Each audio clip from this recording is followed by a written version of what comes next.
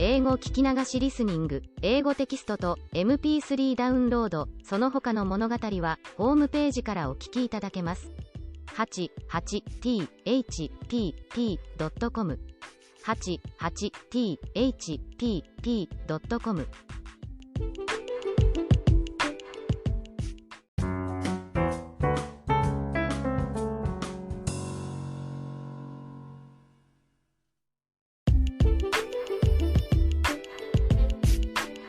I ask you to keep what you are about to read and hear to yourself since it's regarding an illegal activity I was once engaged in.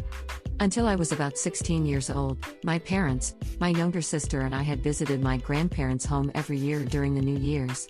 Limited for that time of the year, a quiet countryside house of my grandparents would turn into a family casino. It consisted of 3 different areas. In the card game area, which was the living room, a card game called Kabu that is similar to blackjack would be played. In the coin game area, which was my grandparents' room, would be for a game called Mortar Roller. And the break area, which was the dining room, would be for those who didn't like gambling or who needed food and drink. It would be open for 24 hours but only the family members could play. The coin game was organized by my grandmother. She set up a huge china mortar for sesame on the tatami floor and the players would sit around it on the floor. They would take turns and roll a 10-yen coin, which is worth about 10 cents, inside the mortar. The coin rolled along the side of the round mortar, descending gradually toward the bottom. If it landed on other coins at the bottom, the player could get them. Although the game was simple, we would be absorbed in playing and our heads and eyes were rolling with a coin above the mortar. My cousin was good at it with her own devised technique to throw in a coin. I would also win snugly with my fixation on money. Beside the excited circle, my grandfather and my father, who were not interested in gambling, would talk over Japanese tea that my grandfather would make. My grandmother would start fretting after midnight and tell us to be quiet because she had believed that the military policemen could bust in with bayonets. We laughed at her anachronism while seeing her try to mute the mortar and still live the World War II era. She upgraded the mortar one year by putting a round piece of cardboard near the bottom. The mortar's floor was raised and became wider and flatter so that it was harder to make the coin lie on top of the other. More coins to take would be left at the bottom and the game got more exciting. Those were such fond memories, and I can still hear the sound of a rolling coin inside a mortar during New Year's. Later on, the joyful grandparents' house was burned down by my grandmother's carelessness with a candle. It's gone forever.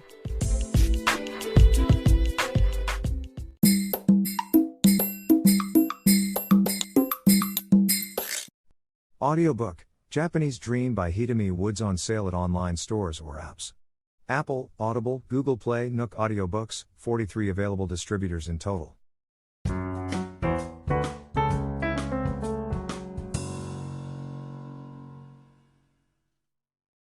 It's about a strange sister I encountered back in my school days. Since I became the class clown at school, I was quite popular back then, not only among the students but also among the teachers. When I needed to see a teacher at the hallway in front of the teacher's office, other teachers would come out of the office to talk with me. They would stand in a circle around me and laugh at my jokes and stories. Inevitably, it was always noisy wherever I showed up. The vice principal was a stern, rigid teacher called Sister Marie Stella. She was the oldest sister at school and dressed in a traditional, old-fashioned Catholic gown. She was strict to students and teachers alike. Everybody tried to keep away from her because she always reproved someone for something. She would appear wherever people were buzzing, to shut them up. She had recognized that I was often a seismic center of the buzz and given me a look of you again. Every time the teachers were cracking up with me in front of the teacher's office, she poked her long-veiled head out of the office. That was a signal for the end of the show. Teachers would disperse quickly while I stopped talking. Sometimes we failed to notice her and she stood behind the circle listening to me. The moment someone spotted her, they would walk away. In those cases, she would ask me what I was talking about. I would apologize and leave. And one thought occurred to me. She didn't come out to reprove us. She might want to join us. Even after I realized that, I had no way to keep talking once other teachers ran away. As a result, we just kept leaving when she came up. And one day, when we were scattering at the sight of her as usual, she grabbed my arm. She said to me, "That's it. You hate me, don't you? I know you hate me. I know, because I hate you too." Over her shoulder was a statue of the Virgin Mary with a plaque saying love and humanity. It was the most inconsistent scene I had ever experienced. Months later, there came a general school cleaning day. I was unlucky enough to be assigned to the school cafeteria, of which Sister Mari's Stella took charge. As if she got a golden opportunity, she made a slave of me. She chose the dirtiest floor just for me and made me crawl to clean up thoroughly, yelling not enough. Do it over. Repeatedly. I felt her revenge so strongly. Given the hatred and now the revenge, I deepened the mystery of Catholic sisters.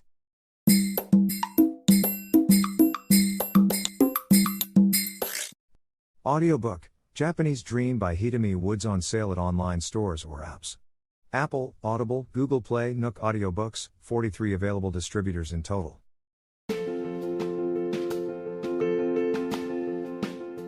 Audiobook, The Family in Kyoto, One Japanese Girl Got Freedom by Hitomi Woods on sale at online stores or apps. Apple Books, Google Play, Audible, 43 available distributors in total.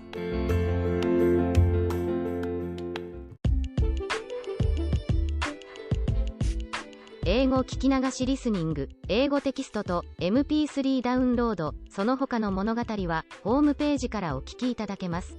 88thpp.com 88thpp.com